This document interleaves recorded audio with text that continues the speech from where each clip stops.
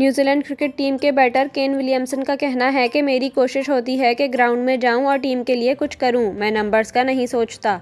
लाहौर में champions trophy के दूसरे सेमीफाइनल में जनूबी अफ्रीका को शिकस्त देने के बाद प्रेस कॉन्फ्रेंस करते हुए न्यूजीलैंड क्रिकेट टीम के बैटर केन विलियमसन का कहना था कि हमें इन कंडीशंस में खेलने का तजुर्बा था, जो कि हमारे लिए अच्छा रहा। यहाँ बिग स्कोरिंग मैचेस होते हैं और यही हमारी कोशिश थी। केन विलियमसन का कहना था कि हमें बड़ी पार्टनरशिप का फ़ायदा हुआ। ये एक अच्छी पिच थी, लेकिन सेट होने के लिए वक्त दरकार था। दूसरी इनिंग्स में यहाँ कंडीशंस थोड़ी मुख्तलिफ रहीं।